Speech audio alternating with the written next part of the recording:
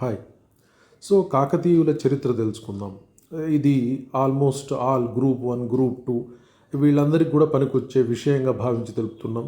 So కాకతీయులు అనే పేరు ఎలా వచ్చింది అంటే చరిత్రకారుల ప్రకారం వీరి జన్మస్థానం కాకతీపురం అనే ఒక గ్రామం. సో దానివల్లనే వీరికి కాకతీయులని పేరు వచ్చిందని చెప్తా ఉన్నారు.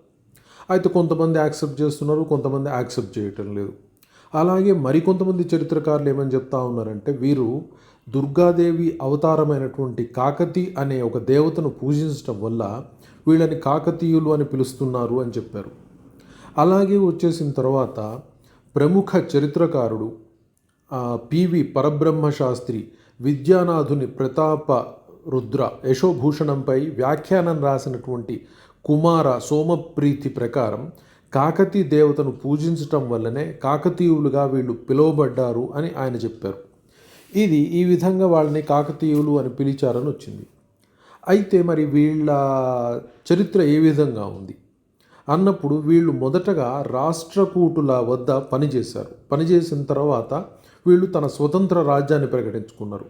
అలాగే ఆ తరువాత వీళ్ళు తూర్పు చాళుక్యుల దగ్గర సామంతులుగా కూడా పనిచేసిండ్రు. తర్వాత మళ్ళీ స్వతంత్ర రాజ్యం వైపు వెళ్ళారు వీళ్ళు.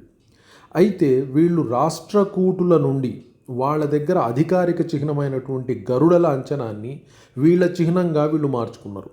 అలాగే తరువాత కాలంలో తూర్పు చాళుక్యుల నుండి వారి చిహ్నమైనటువంటి వరాహ లాంఛనాన్ని కూడా వీళ్ళు తమ చిహ్నంగా స్వీకరించిండ్రు. సో ఇది కాకతీయుల చరిత్ర. అలాగే ఈ కాకతీయుల గురించి దానార్ణవుని మాగల్లు శాసనం క్రీస్తు శకం 956లో తెలుపబడి ఉంది. ఇది కాకతీయుల చరిత్ర గురించి ఒక బ్రీఫ్ ఇంట్రడక్షన్. వచ్చే వీడియోల్లో మీకు పూర్తి వివరాలను మళ్ళీ తెలుపుతాం. Thank you very much. Please subscribe and like it, share it. మరిన్ని మంచి వీడియోలు చరిత్ర మీద మీకు విడుదల చేస్తాం.